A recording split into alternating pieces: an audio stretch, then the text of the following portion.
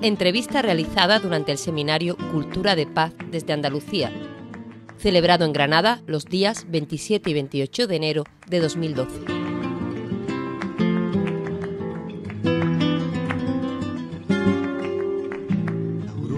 Sí, yo creo que soy pacífico.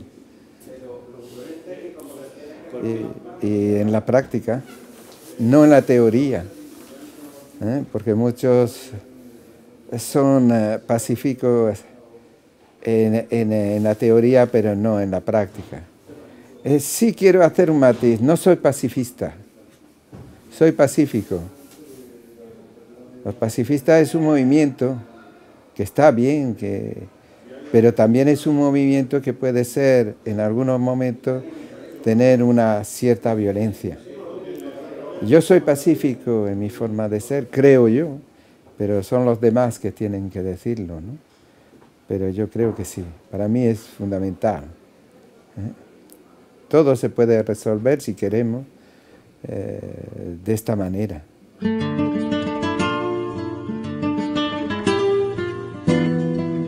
Sí, totalmente. Pero sé que hay causas. Es decir, la violencia no es algo que viene de la nada, sino de realidades, de traiciones, de ruptura de pacto, de ruptura de normas, de ruptura de reglas de juego. Cuando uno pacta con otro y uno de ellos pues traiciona, pues está claro que eso convierte ya los procesos en cierta violencia. Por lo tanto, la realidad es esa.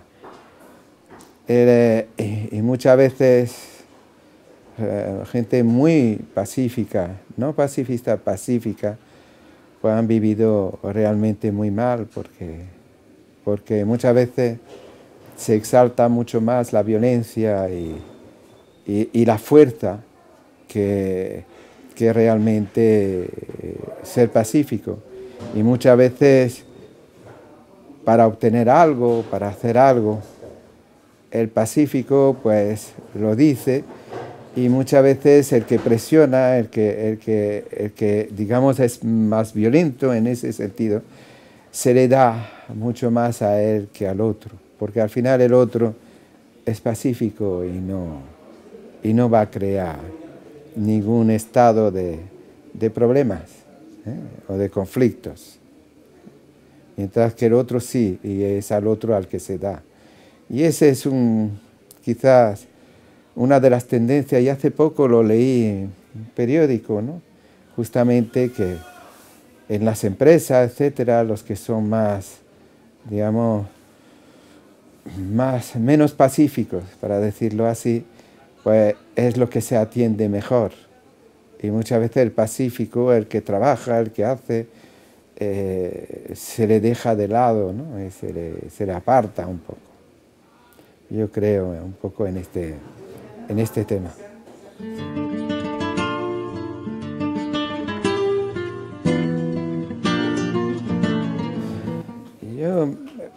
Mis reflexiones y sobre todo aportar concepciones, primero por mi actitud, mi forma de actuar. Cuando planteé el problema de los estudios chinos, pues lo planteé, empezamos en el 78 y se hizo realidad, digamos, como estudio, pues 32 años más tarde, en 2010. Yo creo que son las actitudes. Y la actitud de paz es curioso, pero le hace falta más recorrido, pero al final yo creo que es el que gana. Los demás es inmediato, pero lo que es a largo plazo son cosas que se han ido haciendo poco a poco, estructurando, y al final pues tiene un mérito en todo ello. No se ve muchas veces, pero esa es quizás las formas más profundas que hay. Y hay bastante gente muy pacífica que va trabajando, haciendo, y finalmente su trabajo es el que tiene el valor y después es ser reconocido. Y muchas veces no sabemos ni quién es el que lo ha hecho o realizado.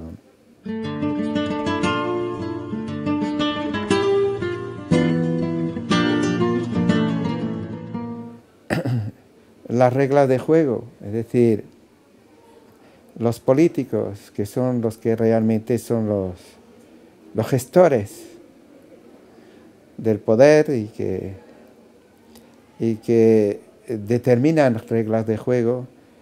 Y el problema es saber qué reglas de juego va a haber a nivel internacional y quiénes pueden llevarlo a la práctica. Y finalmente, si esos políticos no lo hacen y ni hay políticos que llevan adelante, va a ser difícil. Y por otra parte, que es lo fundamental quizás, pero el político solo funciona si la sociedad civil se moviliza y hace cosas. Es decir, si las organizaciones civiles actúan de forma pacífica y determinan una serie de cosas y de presiones, y en los sistemas democráticos lo bueno es que pueden cambiar de gobiernos, pueden cambiar de políticos, etc. Y el político lo único miedo que tiene es que no se le voten en los sistemas democráticos. En los sistemas dictatoriales, pues es un problema, porque allí sí que no hay respuesta civil y es muy difícil, y muchos se encuentran en las cárceles, etc. Y muy pocos se conocen de estas personas que están haciendo un gran trabajo, ¿no? Un gran trabajo muchas veces de forma muy pacífica. Solo porque piden algo se encuentran en las cárceles y en otros. Entonces hace falta saber si la sociedad civil tiene derecho a participar y por lo tanto hace falta hacer una diferencia entre los países democráticos donde la sociedad civil trabaja y hace y tiene una posibilidad, incluso aunque sea con un voto, a modificar su sociedad, o a un sistema dictatorial donde un grupo humano mínimo decide absolutamente todo. Y yo creo que la diferencia a nivel internacional es, yo creo, apoyar los movimientos y las asociaciones civiles pacíficas y a partir de ese momento, pues, que ganen ellos los terrenos y que los políticos que surgen de ellos modifiquen los sistemas de violencia y los sistemas dictatoriales existentes, ¿no? Y en los países donde hay paz, donde hay democracia también, hay muchos espacios de violencia y muchos espacios de una especie de dictadura, de grupos, de presiones, etcétera, bastante difíciles. Y por lo tanto está claro que el individuo en sí, en su trabajo, en su cotidianidad, pues tiene que ir aportando la parte que le corresponde. La responsabilidad individual es fundamental. Por eso la defensa de los derechos humanos es básico para que puedan funcionar los sistemas.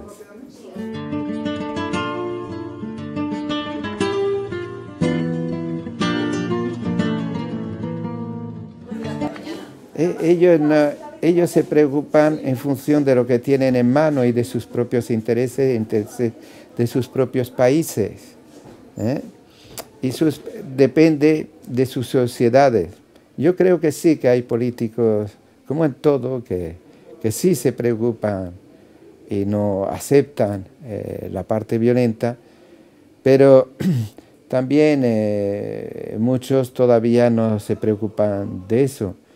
Pero igual los políticos son la representación, si es sociedad democrática, de su propio pueblo y de las esperanzas y de los intereses de sus propios pueblos. Y los sistemas dictatoriales pues son la defensa de los intereses de esa propia dictadura dentro de las relaciones internacionales, ¿no? Pero yo creo que son intereses y los políticos están allí en función de que lo que pide su pueblo, ¿no? De lo que piden, y muchas veces los pueblos tienen problemas de vivir, de exclusión, y son muchos fenómenos, ¿no? Muchos fenómenos, muy complejos en ese sentido, ¿eh?